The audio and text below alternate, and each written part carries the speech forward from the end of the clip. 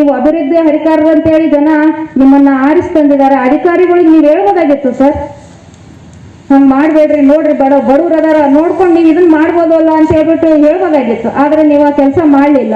ಇಲ್ಲ, ಅವ್ರಿಗೆ ಕರೆಸ್ಬಿಟ್ಟು ಮೀಟಿಂಗ್ ಮಾಡಿಬಿಟ್ಟು ಅವ್ರಿಗೆ ಏನಾದ್ರೂ ಒಂದು ನೆಲೆ ತೋರಿಸ್ಬೇಕಾಗಿತ್ತು. ತಾವು ತೋರಿಸ್ಲಿಲ್ಲ.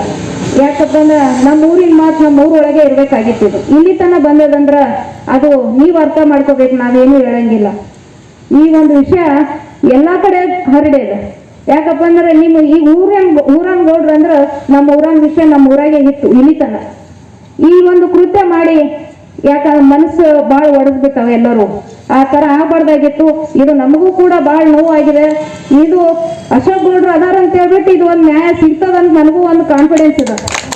ಇಲ್ಲ ಅಂದ್ರೆ ಆ ಬಡಪಾಯಿಗಳು ಎಲ್ಲಿ ಹೋಗ್ಬೇಕಾಗಿತ್ತು, ಯಾರಿದ್ರು ಅವ್ರಿಂದ, ಅದನ್ನ ನೀವು ಅರ್ಥ ಮಾಡ್ಕೊಂಡು ಈಗಾದ್ರೂ ಟೈಮ್ ಮಿಂಚಿಲ್ಲ, ಅವ್ರನ್ನೆಲ್ಲ ಕಳಿಸ್ಬಿಟ್ಟು ಒಂದೇನಾದ್ರೂ ಅವರಿಗೆ ನೆಲೆ ಮಾಡಿಕೊಟ್ಟು ಮುಂದೆ ಅವ್ರನ್ನ ವಿಶ್ವಾಸಕ್ಕೆ ತಗೋರಿ. ಅವ್ರನ್ನ ಬಡಬಗ್ರನ್ನ ಕೈ ಬಿಡಬೇಡ್ರಿ. ಯಾಕಂದ್ರೆ ನೀವು ಅಧಿಕಾರದಾಗ ಅದೀರಿ, ಅದಕ್ಕೋಸ್ಕರ ಹೇಳಕತ್ತೀವಿ. ಅದನ್ನ ಒಂದಿಟ್ಟು ಏನಾರ ಮಾಡ್ಬಿಟ್ಟು ಮುಂದೆ ಒಳ್ಳೆ ಕೆಲಸ ಮಾಡ್ಬೇಕಂತ ಹೇಳ್ಬಿಟ್ಟು ನಾನು 2 ಮಾತುಗಳು ಮುಗಿಸ್ತೇನೆ. ವಾರ ಟೈಮ್ ಕೊಡ್ರಿ, ನೀವು ಬರೀ ಅವ್ರನ್ನ ಸ್ಥಳಾಂತರ ಮಾಡ್ತೀವಿ ಅಂತಂದ್ರೆ ಕೇಳಿಲ್ಲ. ಮನೆಯೊಳಗೆ ಹೆಣ್ಮಕ್ಳು ಅಡಿಗೆ ಮಾಡ್ತಾ ಇದ್ರು, ಮನೆಯೊಳಗೆ ಹೆಣ್ಮಕ್ಳು ಜಾತ ಮಾಡ್ತಾ ಇದ್ರು, ಮನೆಯೊಳಗೆ ಹೆಣ್ಮಕ್ಳು ಪೂಜೆ ಮಾಡ್ತಾ ಇದ್ರು.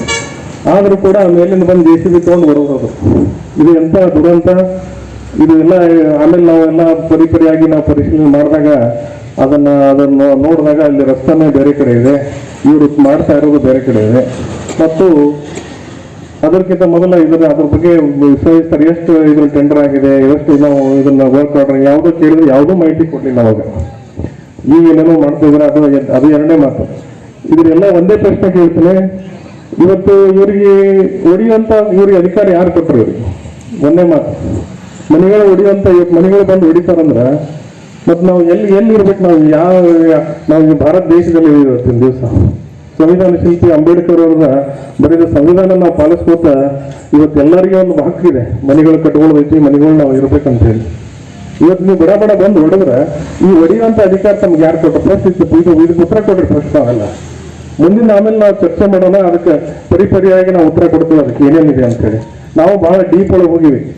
ಇದನ್ನ ಬಹಳ ಬೆಳೆಸಬಾರ್ದು ಅಂತ ಹೇಳಿ ನಾವು ಇಲ್ಲಿವರೆಗೆ ಸುಮ್ಮನೆ ಕೂತಿದ್ದೀವಿ ಅಷ್ಟೇ. ಸಂಜೆ ಮುಂದೆ ನಮ್ಮ ಗೂಡ್ನ ನಾವು ಸೇರ್ಕೊಳ್ಳೋಣ ಅಂತ ಹೇಳ್ತೀವಿ. ಅದು ನಮ್ಮ ಹಕ್ಕು. ಒಂದು 10x10 ಇದ್ರು ಸರಿ, ಒಂದು 4 ತಗಡ ಆದ್ರೂ ಸರಿ ಅಂತ ಹೇಳಿ ನಾವು ಆ ಗೂಡ್ನಾಗ ಚಂತಕ ಯಾರ ಮನೆಯಾಗರ ಯಾರ ಹೊಲಕರ ಹೋಗಿ ಬಂದು ನಮ್ಮ ಮನೆ ನಾವು ಖಾರ ನೀರಾಗಲಕ ತಿನ್ಕೊಂಡು ನಮಗೊಂದು ನೆಲೆ ಇರ್ಬೇಕು ಅನ್ನೋದು ನಮ್ದು ಒಂದು ಹಿರಿಯರ ಒಂದು ಪ್ರತೀತಿ. ಸೊ ಇಂಥ ಸಂದರ್ಭದಲ್ಲಿ ಅವ್ರದೇ ಆದ ದಬ್ಬಾಳಿಕೆ, ಅವ್ರದೇ ಆದಂತ ಒಂದು ಅಹಮನ್ನ ತೋರಿಸಿ ನಮಗೆ ಒಂದು ಯಾವುದೇ ಒಂದು ರೀತಿ ಕೇಳದೆ ದಿಢೀರ್ನ ಬಂದ ಕೇಶಿಂದ ಮಾಡ್ಲಿ, ಅವ್ರದೇ ಆಗಿದ್ದಂತ ಕರ್ತವ್ಯ ಅವ್ರು ಮಾಡ್ಲಿ.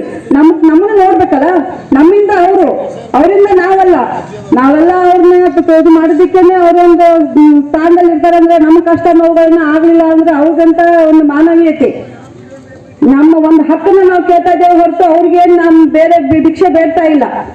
ಸೊ ಇಂಥ ಸಂದರ್ಭದಲ್ಲಿ ನಮ್ಮ ಮನೆಗಳನ್ನ ಕಡಬೇಕಾದ್ರೆ, ರೋಡ್ ಅಗಲೀಕರಣ ಮಾಡ್ಬೇಕಾದ್ರೆ ಅದು ಯಾವತ್ತಿತ್ತು ಏನಿತ್ತು ಅಂತ ನೋಡ್ಕೋಬೇಕಾಗಿತ್ತು.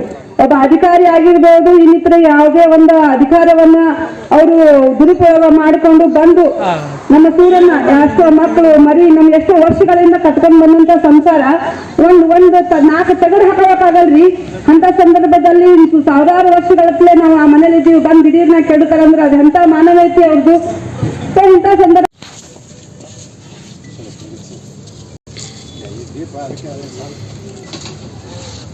Black